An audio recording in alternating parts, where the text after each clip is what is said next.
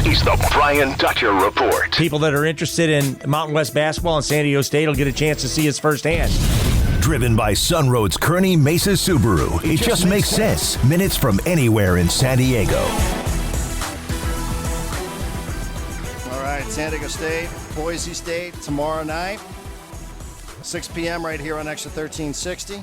Second game, 2-game set will be played Saturday afternoon at 1 p.m. We talked about this a little bit yesterday late in the show. That's one of those games that any of us that have been there for matinee games, you just know. I mean, the vibe this season would be another ridiculously good season inside of Viejas Arena, but that Saturday game, potential regular season conference title on the line, Boise State, San Diego, like that would have been off the charts good. But let's say hello to the head man, the head honcho. He's Brian Dutcher. He joins us on Xtra 1360. Good afternoon, Dutch. How are you? Good, Darren. I'm doing great. About ready to practice here in about 30 minutes, so things are going well. All right, good. Well, thank you for doing it so close to practice. We do appreciate that as well. Dutch, normally I introduce you. I say, all right, here's San Diego State head basketball coach Brian Dutcher. The Aztecs have a record of this many wins, this many losses. I'm kind of confused, though. What is your record? Because I'm trying to figure out what exactly these New Mexico forfeitures mean for you all. So what is your current record?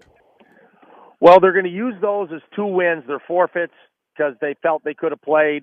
But they're not going to go on our record. They're just going to be there for purposes of seeding and hopefully determining the regular season conference champ. So you're still 17-4. You're not 19-4. No, I think we're still 17-4. I'd love to take 19. Yeah, I'd take every win I can get. But the way I read it, everything's just. I know as much as you do sometimes, Darren. Everything's a surprise to me.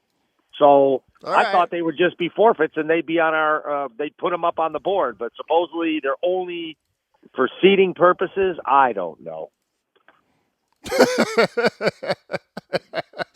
So you're still 11-3 in conference play, which is an identical record to Boise State. Because I'm with you. I don't really get it either. What's the point of calling those game forfeits if it doesn't actually impact your record, if it doesn't make it look any better? I don't know. They didn't call me and ask me. If they'd have asked me, I'd said, put them up as 2 wins. We want the wins. So okay. I don't know. I mean, it's a year like no other. I think we can all agree on that. All right, we are talking with Brian Dutcher, who's joining us here on Xtra 1360. By the way, Boise 18-4, 14-3. Dutch, I mean, this is not just trying to hype it up. I mean, these are the biggest games. These are the final 2 regular season games for you all at Viejas Arena. But man, this has to feel just an epic end of the season matchup here between you guys, Boise State. If I have this right, it's pretty simple. You guys win your next 3 games, you're the regular season conference champs. That's it. Our fate is in our own hands, and that's the way we want it. Tell us a little bit about Boise. And you've known this coach. This coach is the longest tenured coach in the Mountain West, Leon Rice. He has over 200 wins. This is as good a team, perhaps, as you will have faced all season long. Tell us a little bit about what it is you see in Boise. They've kind of done what we've done model-wise. They've got good program players that have been in their program for 4 years, and then they've added quality transfers from Pac-12 schools. They're well coached. They're very athletic, and they're going to be the ultimate challenge the next 2 games for us.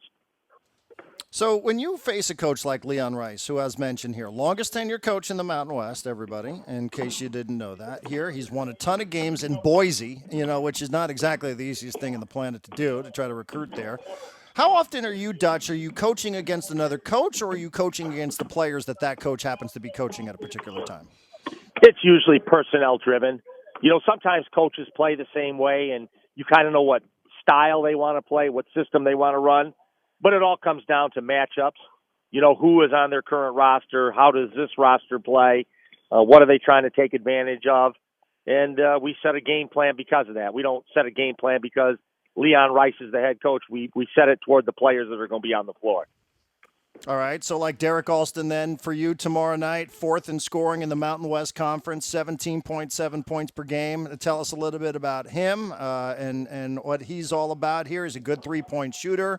They obviously score a ton of points. They're the highest scoring team in the Mountain West, Dutch. Start with their number 1 player. He's gotten better, and that's hard to do over your career. He gets better every year. And like I said, the 3-point shooting is the biggest surprise. He's been a good 3-point shooter, but he's up in the 40% range now. 42% maybe from 3. His passing has gotten decisively better. He used to be a guy that if they put it in his hands, he would only try to score. And now he plays for his teammates and still has an ability to put points up. So, no, he's a potential conference player of the year type player, and we're going to have to do a very good job on him.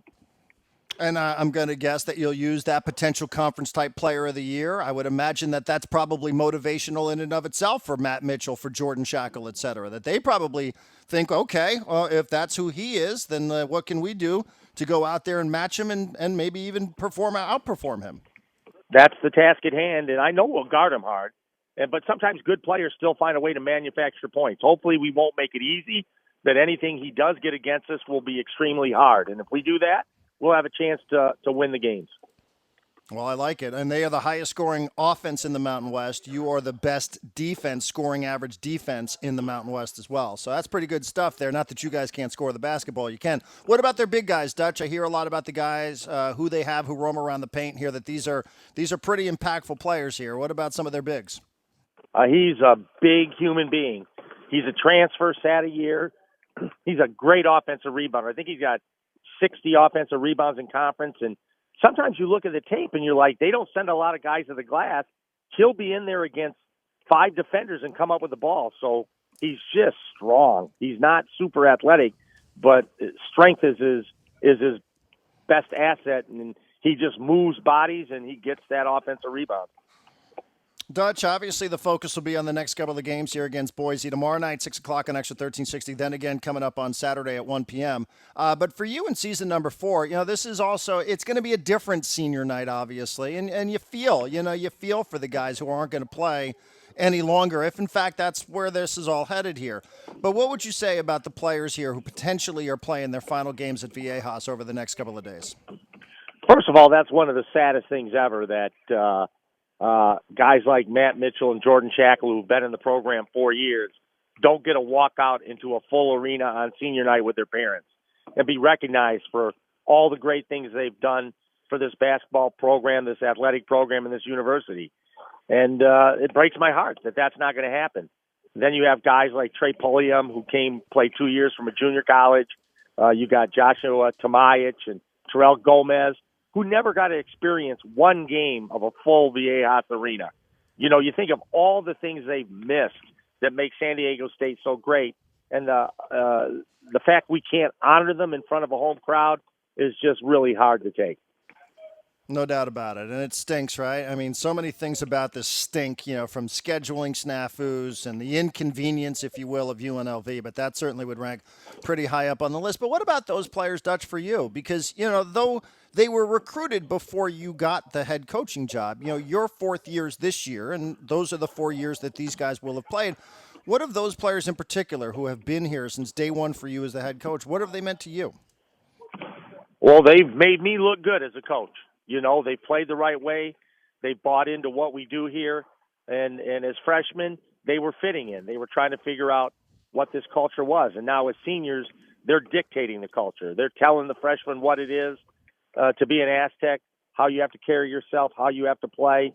And it's just come full circle where guys that come in and we're trying to fit in are now the ones that set the tone for the program. Dutch, last thing, and I know you guys will spend who knows how much time on this on the coaches show tonight, because you're going to be back on with John and Jim. I don't know what it is that you're going to be discussing. I'm sure some of it will be scheduling. Is this it for the regular season, 2 against Boise, UNLV, or are you still trying to find a non-conference game somewhere to play? Well, I think because they're making us play the makeup game against UNLV, it probably cuts our opportunity to find another game. Had we not had made that game up, I would have said there's a strong possibility we would have played another game. But they took that decision out of our hands and kept it in the conference's hands, and it's what it's going to be now. It's no sense to cry about, time to man up and go play another road game. Who are you going to play? Could you give us any insight as to who you were hoping to land on the schedule? Well, there's so much up in the air with these other conferences, what games they're going to make up or postpone. But we've been on the phone with a couple of different programs just discussing options. But now that we're making games up, that's going to go away. St. John's University? Only for you would I play St. John's University. And they're sitting squarely on the bubble. They've had a great second half of the season. So we're all on the bubble right now. If you look at any of these brackets, if you're not in the Power 5 conference, you're on the bubble. And that's such an intriguing part of the next couple of days because you guys are fighting for a conference championship during the regular season and seeding during the Mountain West Conference tournament. But Boise can't say for sure that it's definitely going to be in the eyes of the committee. You guys are in a better position, but I'd be willing to bet you wouldn't. You probably feel the same way as Leon Rice does. You don't know for sure. I never know for sure, and I never take it for granted. As much as people might say, "Oh, you're in a great position. Don't worry about it." I worry about everything. So I want to win as many games as we can and take it out of everyone's hands and play ourselves into the thing. All right. Well, hey, it's like I said, these are Dutch. Would you agree? Best team that you faced all season long, respectfully to UCLA and anybody else that's come across the schedule thus far? Well, Utah State was pretty hard on us in Logan, but this will be comparable. They just swept Utah State at their home facility, and now we're playing that team that just beat the team that beat us twice. So, yeah, they're going to be a tremendous challenge. Dutch, thank you. Always appreciate the time. Good luck this weekend. We'll talk to you next week. Thanks, Darren.